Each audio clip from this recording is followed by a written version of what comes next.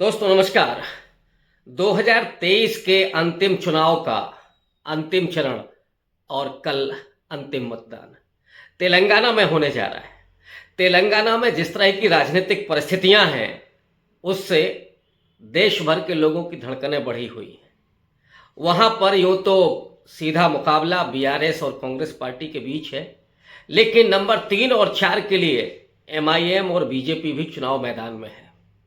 बल्कि ज़्यादातर समीक्षक ये कह रहे हैं कि इन दोनों पार्टियों की भूमिका कांग्रेस पार्टी को रोकने में ज़्यादा है और बीआरएस के लिए वो रास्ता साफ कर रहे हैं। इस वीडियो में मैं उन 3 फैक्टर्स की बात करूंगा कि जो तेलंगाना के इस कल के मतदान में निर्णायक फैक्टर होने जा रहे हैं। पहला फैक्टर है मुस्लिम मतदाताओं का। वहाँ 13% मुस्लिम मतदाता हैं और पूरे देश भर में जो मुसलमानों की रहनुमाई का दावा कर रही है पार्टी एआईएमआईएम असदुद्दीन ओवैसी की, वो पार्टी उसी तेलंगाना राज्य की राजधानी ग्रेटर हैदराबाद में उसका हेडक्वार्टर है। आप ये कह सकते हैं कि उसकी जन्मभूमि वहीं है।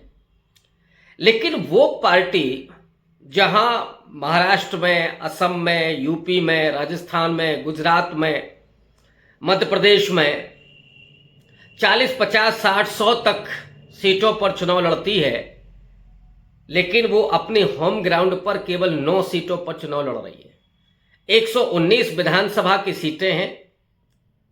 अब उसमें से केवल 9 सीटों पर, वो भी ग्रेटर हैदराबाद में, और उसमें भी एक सीट को उन्होंने छोड़ दिया है जो टी राजा सिंह की सीट है। भारतीय जनता पार्टी के सबसे सांप्रदायिक चेहरे, आज भी उनका एक बड़ा भयानक बयान है कि जो गाय काटते हैं उनका हाथ काटना मेरी स्टाइल है, हाथ तोड़ना मेरी स्टाइल है। तो आप समझ सकते हैं कि किस तरह की भाषा वो इस्तेमाल करते हैं। उस सांप्रदायिक विभाजन के लिए वो उस दक्षिण भारत के बेल्ट में आप उनको विभाजन के नायक मान सकते हैं। तो उस तेलंगाना में जहां पर एमआईएम का अपना गढ़ है, वहां पर 9 सीटों पर चुनाव लड़ना ये क्या दिखाता है? राहुल गांधी और प्रियंका गांधी दोनों हमलावर हैं और ये कह रहे हैं कि एमआईएम, बीजेपी और बीआरएस इन तीनों के बीच साठगांठ है। बीजेपी पर तो उन्होंने तंज कसा कि बीजेपी के 2 यार ओवैसी और केसीआर की पार्टी बीआरएस को पहले वो कह चुके हैं कि भारतीय जनता पार्टी रिश्तेदार ये पार्टी है, बीआरएस बीजेपी रिश्तेदार पार्टी। अब एमआईएम पर वो हमलावर हैं, खास करके प्रियंका गांधी, कि वो एमआईएम पार्टी केवल 9 विधानसभा सीटों पर चुनाव लड़ रही है और उसमें भी एक सीट और महत्वपूर्ण है जिस पर उन्होंने अपना कैंडिडेट खड़ा किया है। वो है भारतीय क्रिकेट टीम के पूर्व कप्तान मोहम्मद अजहरुद्दीन, कांग्रेस पार्टी से चुनाव लड़ रहे हैं। उनके सामने तो मुस्लिम कैंडिडेट दिया है एमआईएम ने, लेकिन बाकी के 109 सीटों पर जो उन्होंने बाखबर दिया है वो किसके लिए है? आखिर ये सवाल तो पूछा जा रहा है। आप यहां से बैठ करके ये भी कह सकते हैं कि उसका फायदा, जैसे ओबीसी ने कहा कि प्रियंका जी हमने तो आपके लिए छोड़ दिया है, हमने आपके लिए 110 सीटें छोड़ दी हैं। लेकिन असल में वो जो 110 सीटें हैं वो किसके लिए छोड़ी गई हैं? अब वो बात निकल करके सामने आ रही है कि ये जो खेल होने जा रहा है वो असल में बीआरएस के लिए होने जा रहा है। यानी भारत राष्ट्र समिति को मुस्लिम वोट मिल जाए, इसके लिए एमआईएम ने ये बाखबर दिया है। तो ये 13% जो मुस्लिम वोटर है तेलंगाना में, वो मूव कर जाए बीआरएस की तरफ, कांग्रेस की तरफ ना जाए, इसके लिए सारी फील्डिंग हुई है और ये बड़ा फैक्टर है कल के तेलंगाना के चुनाव में। लेकिन जो खबरें छन करके आ रही हैं वो ये कह रही है कि ये मुस्लिम वोटर जा रहा है कांग्रेस पार्टी की तरफ, एमआईएम की तरफ नहीं, उन्होंने कैंडिडेट नहीं उतारे, लेकिन बीआरएस की तरफ नहीं जा रहा है। तो ये एक बड़ा फैक्टर है जो कांग्रेस को बढ़त दिखा रहा है। दूसरा फैक्टर है वो है एससी और ओबीसी का। दलित वोटर वहां पर 17% है। और ये दलित आदिवासी छात्रों के आंदोलन के बाद, जिसमें कई नौजवान शहीद हुए थे, वो तेलंगाना राज्य अस्तित्व में आता है।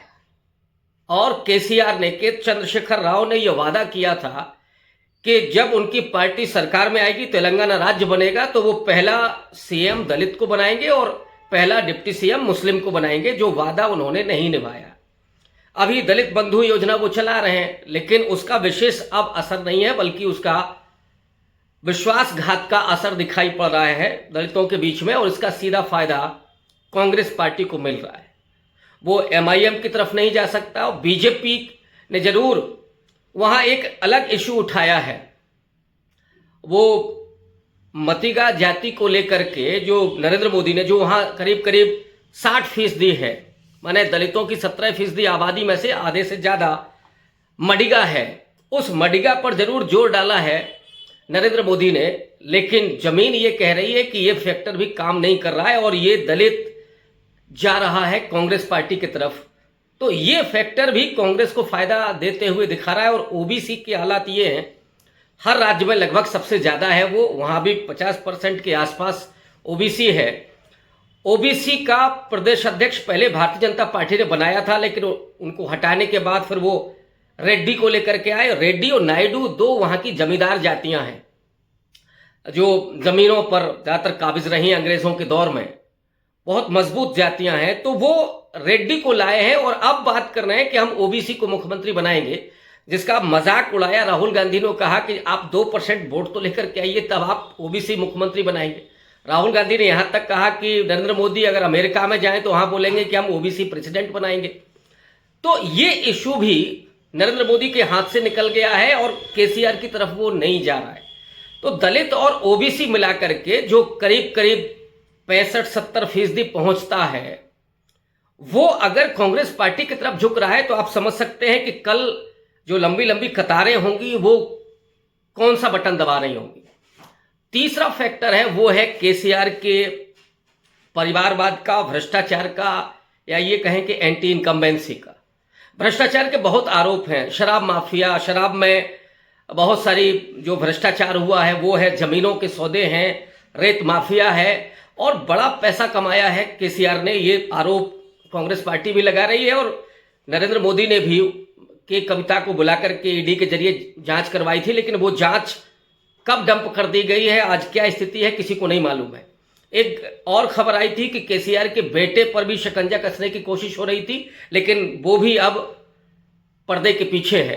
तो खेल तो बीजेपी कर रही थी केसीआर के साथ, लेकिन ये जो परिवारवाद का आरोप है, भ्रष्टाचार का आरोप है और वादा पूरे न करने का आरोप है, ये भी केसीआर को भारी पड़ने जा रहा है और इसका सीधा बेनिफिट कांग्रेस पार्टी को मिल रहा है। और जिस तरह से राहुल, प्रियंका, मल्लिकार्जुन खड़गे और आखिरी दिन कल सोनिया गांधी का मैसेज आया कि हम प्रजालु सरकार देना चाहते हैं, प्रजालु सरकार बनाना चाहते हैं, उसके बाद तो चीजें बहुत कुछ स्पष्ट हो गई है कि तेलंगाना, जहां 4 महीने पहले कांग्रेस पार्टी चुनाव बस लड़ भर रही थी, बीजेपी कंटेस्ट कर रही थी बेहतरीन पोजीशन में, लेकिन उसने विड्रॉ किया। और इन 4 महीनों के दौरान जो भारत जोड़ो यात्रा है राहुल गांधी का, उसका असर है, कर्नाटक चुनाव में जीत का असर है। ये 2 फैक्टर जो राहुल गांधी के इर्द गिर्द समटे हुए हैं, कांग्रेस पार्टी के इर्द गिर्द समटे हुए हैं, इसका फायदा भी कांग्रेस पार्टी को मिल रहा है।